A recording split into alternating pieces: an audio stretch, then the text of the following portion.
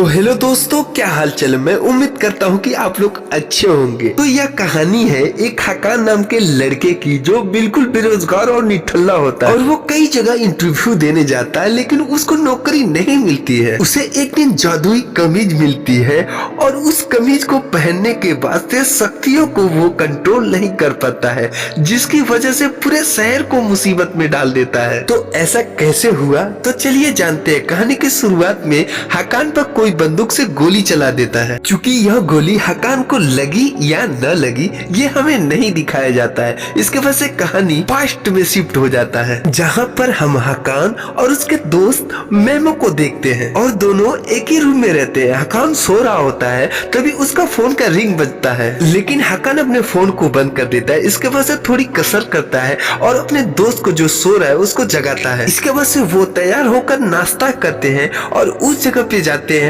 जहाँ वो अपनी दुकान खोलने का सपना देख रहे होते हैं, लेकिन उनके पास इतने पैसे नहीं थे कि वो दुकान खोल पाए।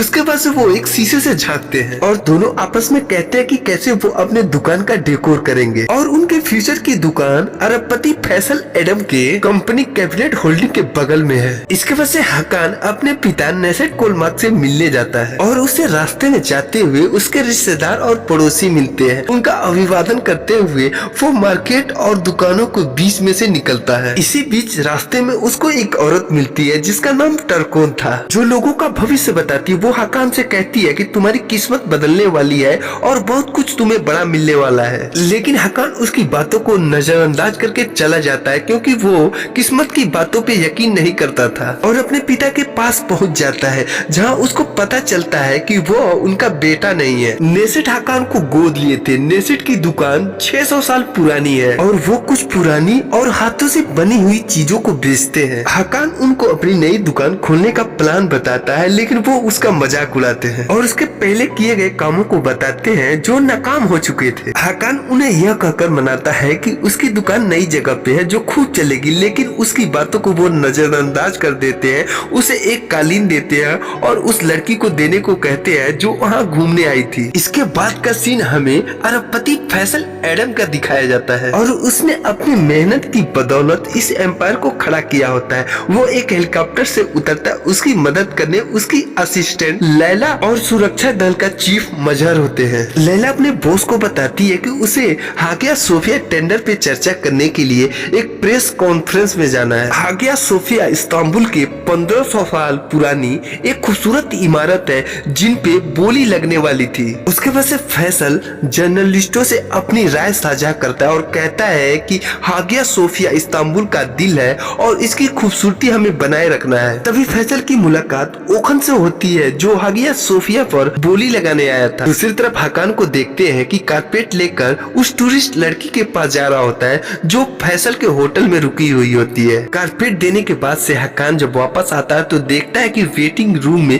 काफी लंबी लाइन लगी हुई है। हकान के पूछने के बाद से एक आदमी कहता है कि यह लंबी लाइन फैसल की कंपनी में नौकरी के लिए इंटरव्यू देने के लिए लगी है और हकान तुरंत ही इस नौकरी के लिए अप्लाई कर देता है, जहां लैला उसका इंटरव्यू लेती है और उनके बीच में काफी रोचक बातें होती है। लेकिन हकान के पास कोई कॉलेज डिग्री नहीं थी, न ही वो कोई विदेशी भाषा बोल पाता था, इसलिए लैला उससे शुक्रिया अदा करती है और उसे कहीं और जॉब करने के लिए कहती है। हकान जब जा रहा होता है कि देखता है कि एक बच्ची के ऊपर झूमर गिरने वाला है, वो फौरन ही छलांग लगाकर उस बच्ची को बचा लेता है। फैसल मजहर ऊपर से उसकी बहादुरी को देख रहे होते हैं। वहाँ से हकान अपने पिता को फिर से दुकान खोलने के लिए मना रहा होता है। तभी उनकी दुकान पे सुजैन नाम की एक लड़की आती है जो तुर्की की जादुई शर्ट ढूंढ रही होती है, जो बड़ी मुश्किल से मिलती है। सुजैन कहती है कि यह शर्ट उसके एक खास क्लाइंट के लिए, जिसके लिए वो मोटी रकम दे सकती है। हकान के पिता उससे झूठ बोलते हैं, जबकि वह शर्ट उनके तहखाने में रखी होती है। हकान उस शर्ट को बेचने की सलाह देता है और तभी वहाँ मेमो आ जाता है। वो बताता है कि हमें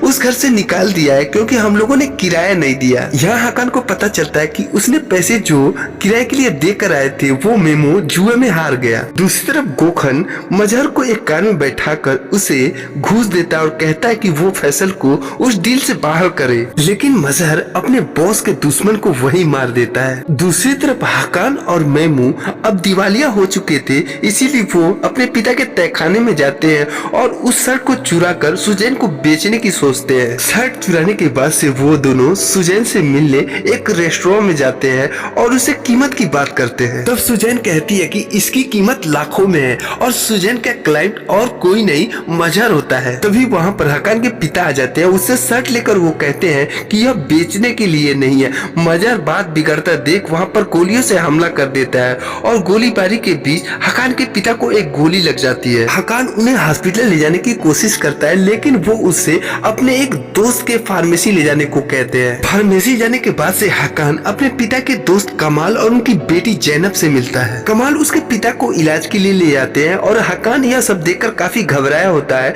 जिसे जैनब संभालती है। दूसरी तरफ मेमो को मजहर का एक साथी टेकन पकड़ लेता है और उसे शर्ट के बारे में पूछते हैं और उसे काफी टॉर्चर करते हैं। उधर जैनब हकान को एक सीक्रेट जगह पे लेकर जाती है, जहाँ कमाल उसके पिता का इलाज कर रहे थे। यह सब देखकर हकान उन पे काफी चिल्लाता और कहता है कि तुम हॉस्पिटल इनको क्यों नहीं ले गए। उसके पिता कहते हैं कि अब बहुत देर हो चुकी है और उसे उनके साथ रहने का सलाह देता है, क्योंकि वो लोग ही हकान को सारी सच्चाई बता सकते हैं। वो हकान से उस ताकत पे विश्वास करने के कहते हैं जो उसे विरासत में मिली थी, फिर दम तोड़ देते हैं। हकान अपने पिता की मौत से सदमे में होता है। तभी वो लोग कहते हैं कि हम दोनों एक प्रोटेक्टर हैं और तुम भी एक प्रोटेक्टर हो। हमें उस ताकत को रोकना है जो कभी मर नहीं सकता। ये वो बुराई है जो कभी भी किसी का रूप ले सकती है और इस्तांबुल ही नहीं पूरी दुनिया को खत्म कर सकती है, और उन्हें इमोर्टल कहा जाता है। यह सब बात सुनकर हकान ऐसा लगता है कि वो पागल हो जाएगा और उनकी बातों पर वो बिल्कुल विश्वास नहीं करता है। कमाल इस बात को साबित करने के लिए उसे शर्ट को पहनने का कहता है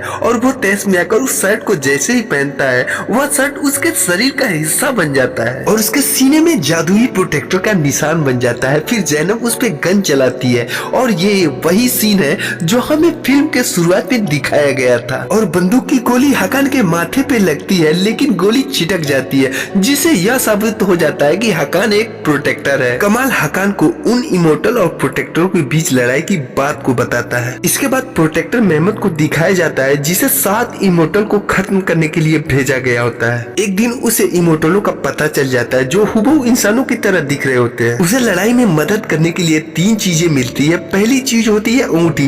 वो अंगूठी जब चमकती है जब कोई इमोर्टल आसपास होता है। दूसरी चीज कतार होती है जो इमोर्टलों को मार सकती है, और तीसरी चीज एक कवच होता है जो बहुत ही तपस्या से मिला होता है। मेहमद ने हकान के पूर्वजों को नेक दिल, बहादुरी और उन इमोर्टलों से लड़ने के लिए एक प्रोटेक्टर के रूप में चुना होता है। यह सब बात सुन के हकान की तबीयत खराब होने लगती है और ऊपर से उस शर्ट को भी पहना था जिसे वो कंट्रोल भी नहीं कर पा रहा था। कान को अभी भी इन सब बातों पे यकीन नहीं होता है और उसे लगता है कि कमाल और उसकी बेटी ने उसे कुछ नशा करके दिया है। दूसरी तरफ टेकन मेमो से हकान का पता लगाने की कोशिश करता है। उधर कमाल जैनब से कहता है कि हकान अभी भी लड़ाई के लिए तैयार नहीं है और उसे ट्रेनिंग की जरूरत है और उसे तैयार करने के लिए कहता है। इसी बीच हकान वहाँ से भाग जाता है और अपनी बिल्डिंग के पास आ जाता है, जहाँ उसे पता चलता है कि टेकन उसका पता लगाने के लिए लोगों से पूछताछ कर रहा है और घबरा के अपने कमरे में जाता है। उसे लगता है कि मेमो वहाँ होगा,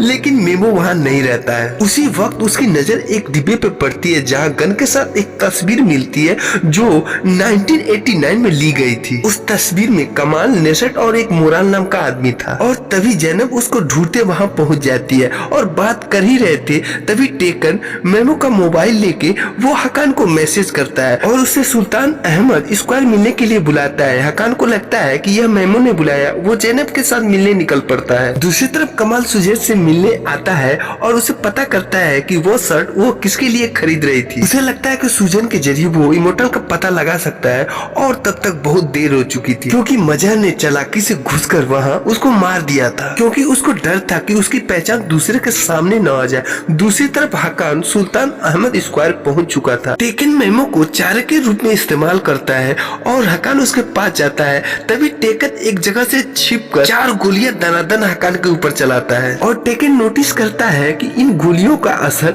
हकान के ऊपर थोड़ा सा भी नहीं हुआ। तभी जैनब हकान की मदद करती है क्योंकि गोलियां खाकर अब वो कमजोर हो चुका था। टेकन मजहर को सारी बात बताता है, लेकिन मजहर यह सब सुन के बिल्कुल खुश नहीं होता। इसके बाद से जैनब हकान फार्मेसी के गुप्त जगह पे आ जाते हैं। हकान कमाल से उस तस्वीर के बारे में पूछता है जो उसके पिता के बॉक्स से मिली थी। कमाल उसे बताता है कि नेस्टो और मुराद मेरे करीबी दोस्त थे और तुमसे पहले मुराद को प्रोटेक्टर के रूप में चुना गया था और मुराद ही तुम्हारे असली पिता हैं। मुराद इमोर्टलों से लड़ते हुए मारा गया और नेस्टो तुम्हें गोद लिया और तुम्हें बचाने के लिए तुमसे सारी बातें छुपाई। इसके बाद से हकान दोनों से कहता है कि हमें जल्द से जल्द इमोर्टलों को ढूंढकर मारना होगा। जब कहती है कि इमोर्टलों को पहचानने के लिए अंगूठी की जरूरत पड़ेगी। उधर फैसल हकान की बहादुरी देखे खुश था, इसीलिए वो लैला से सुरक्षा दल में लेने को कहता है। दूसरी तरफ टेकन मजहर को हकान की कुछ जरूरी बातें बता रहा होता है और मजहर को एक फाइल देता। उस फाइल में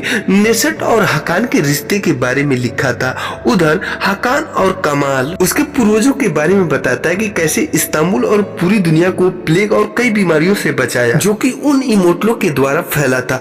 कमाल हकान को अपने दिमाग का संतुलन ठीक करने को सिखाता है ताकि वो जादुई शर्ट को कंट्रोल कर सके और उसके हाथ में एक गर्म पत्थर को रख देता है ताकि वो ज्यादा से ज्यादा दर्द को सहे और उन इमोर्टलों का सामना कर सके। इसके बाद से कमाल हकान ज़ैनब को बड़े वफादार से मिलने को कहता है जो कि उसके पास जादुई अंगूठी होती है और कहता है कि इमोर्टल कभी भी उस अंगूठी को हासिल करने उसके पीछे जा सकते हैं, इसलिए यह देखना जरूरी है कि अंगूठी सही हाथों में है कि नहीं। प्रोटेक्टर को इमोर्टल को खत्म करने के लिए तीनों चीजों की जरूरत पड़ती है जिसमें जादुई शर्ट हकान के पास होती है और जादुई अंगूठी बड़े वफादार के पास। क्योंकि सभी वफादारों के पास अलग अलग चीजें हैं, इसीलिए उन्हें प्रोटेक्ट करने के लिए सभी को एक दूसरे से बात नहीं करनी होती है। जब हकान ज़ैनब बड़े वफादार से मिलने के लिए चले जाते हैं तब कमाल सुजैन का मौत का पता लगाने हॉस्पिटल जाता है। दूसरी तरफ मजहर फैसल से इस बात से नाराज रहता है कि उसके सलाह के बिना वो दूसरे सुरक्षा कर्मी को काम पे रखा है। फैसल उसको यकीन दिलाता है कि नए सुरक्षा कर्मी यानी हकान को वो उसकी जगह कभी नहीं देगा। उसे हागिया सोफिया का जीत का जश्न मनाने को कहता है, लेकिन फैसल को ये नहीं पता था कि उसकी जीत के लिए मजहर ने गोगन को मार दिया था। दूसरी तरफ हकान ज़ैनब बड़े वफादार के घर पर पहुंच जाते हैं। घर बिल्कुल सुनसान था। उसी घर के अंदर जाते हैं तो एक लड़का मिलता है। वो लड़का अपने आप को उसका बेटा बताता है और अपना नाम खान बताता है। वो हकान ज़ैनब को बताता है कि उसकी माँ एक कमरे में बंद है और उनकी दिमागी हालत ठीक नहीं है और उन पे नजर हम मॉनिटर से रखते हैं। और आगे बताता है कि 7 साल पहले एक बड़ा हादसा उनके साथ हुआ, उसके बाद वो किसी से भी बात नहीं करती। खान दोनों को अपनी माँ के कमरे में भेज देता है और खुद एक दूसरे रूम में चला जाता है जहाँ वो मॉनिटर की मदद से उन पे नजर रखता है। हकान अपनी जादुई निशान दिखाता है। फिर उसके बाद से वो अपने मुंह से अंगूठी निकालती है और कहती है कि खान मेरा बेटा नहीं है, तुम लोगों को यहाँ फंसाया जा रहा है। लेकिन उस अंगूठी में स्टोन नहीं रहती। इसी बीच खान आ जाता है जिसके पास से बड़ी वफादार उसको गोली मार देती है। इससे पहले खान जिन लोग के लिए काम कर रहा था वो लोग अंदर आए, सीसीटीवी कैमरा और हर चीज को ज़ैनब और हकान तोड़कर वहाँ से निकल जाते हैं। दूसरी तरफ फैसल सुरक्षा दल में हकान को रखने के लिए काफी बेचैन होता है, इसीलिए लैला हकान को फोन करके अपने पास बुलाती है और हकान उसकी बात मानकर फैसल से मिलने आता है। तभी उसकी मुलाकात मजहर से होती है, लेकिन मजहर को ये नहीं पता था कि ये वही हकान है जिसका पीछा वो काफी दिनों से कर रहा है, जिसके पास जादुई शर्ट है। इस बीच मजहर किसी को कॉल करता है और खान के बारे में पूछता है, जिसे यह पता चलता है कि मजहर ने ही खान को उस वफादार के घर में भेजा था। पर हकान सब कुछ समझकर फैसल के लिए सिक्योरिटी में काम करने के लिए तैयार हो जाता है, क्योंकि हकान को मजहर के असलियत के बारे में पता लगाने का मौका जो मिला था। तो दोस्तों, आगे की कहानी जानने के लिए हमारे चैनल पे बने रहें और आपको यह वीडियो अच्छा लगा हो तो लाइक और कमेंट करें और हमें ढेर सारा